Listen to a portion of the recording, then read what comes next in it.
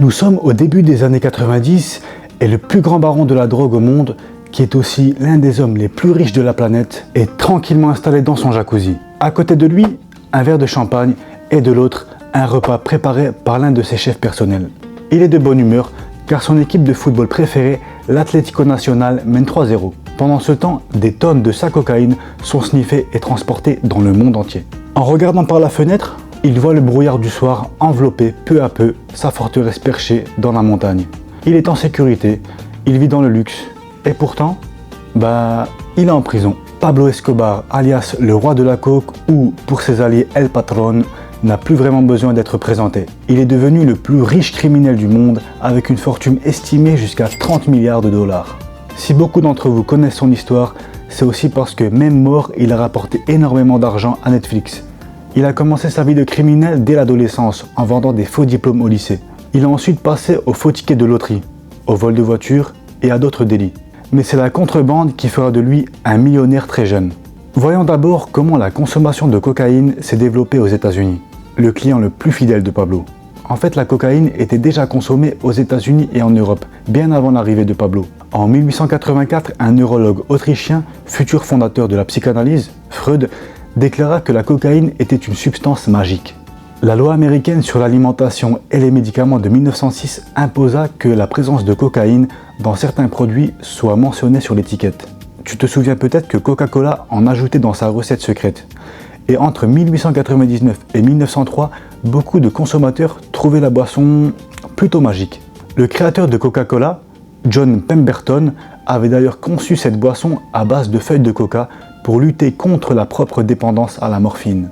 En 1914, le Harrison Narcotics Tax Act entra en vigueur et régula la vente de cocaïne et d'autres stupéfiants.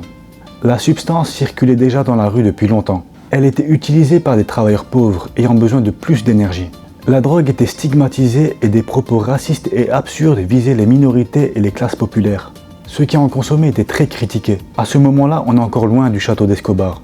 Bien avant que les médias du 21e siècle affirment que 99% des billets américains contiennent des traces de cocaïne, celle-ci existait déjà, mais en périphérie de la société.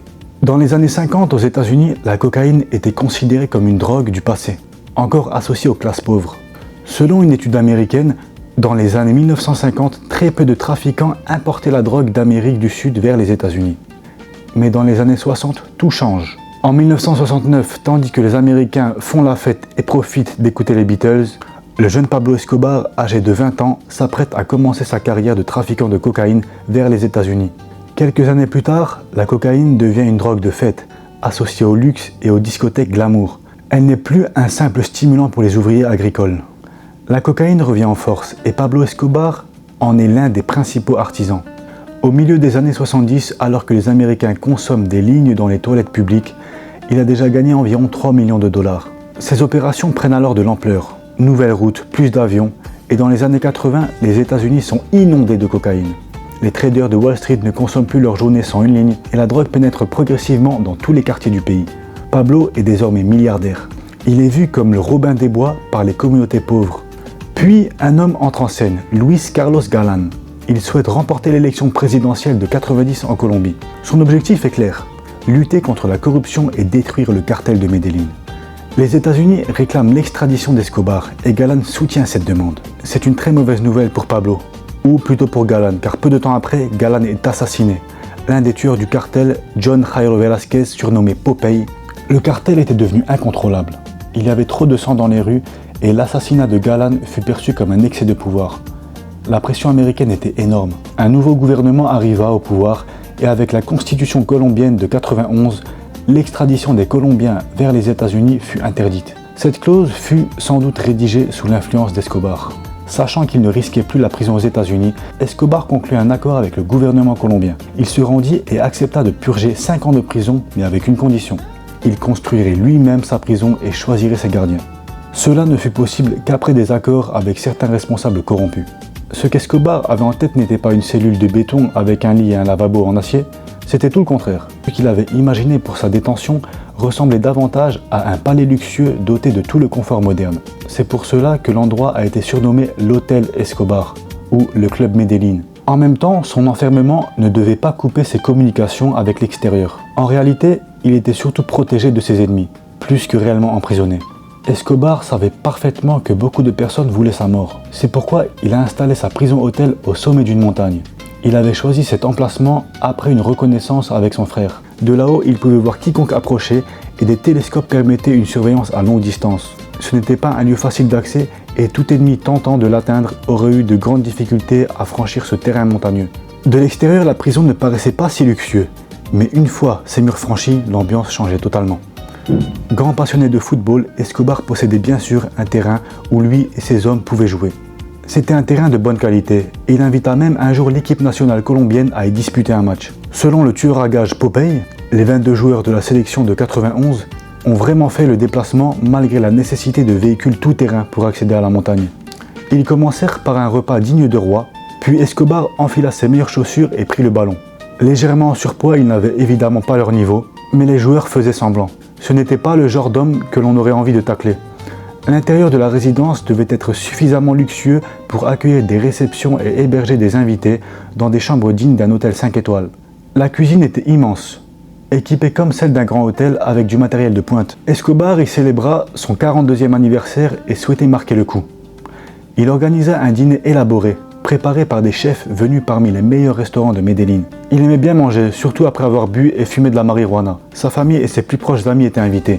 Au menu figuraient truites, saumon et caviar. Certaines pièces étaient de véritables salles des fêtes, avec billard, écran géant. Une grande salle permettait de danser toute la nuit.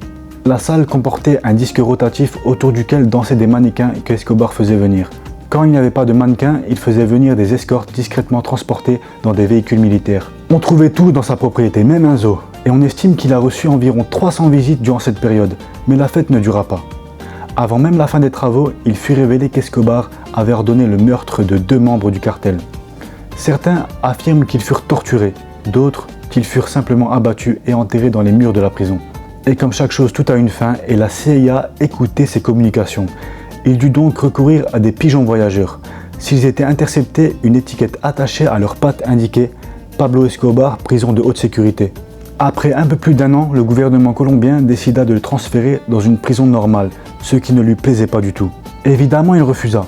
Même les entreprises pour construire la prison normale disaient « Nous n'allons pas construire une cage avec le lion déjà à l'intérieur ».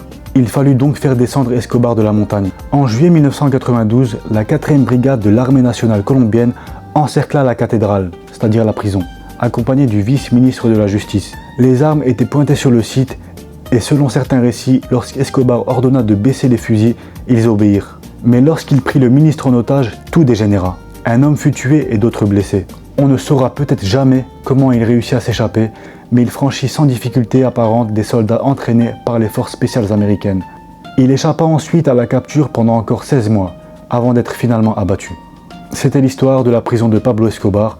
Alors si tu as aimé, n'hésite pas à mettre un j'aime, un petit commentaire et abonne-toi parce que d'autres vidéos arrivent. Merci d'avoir regardé.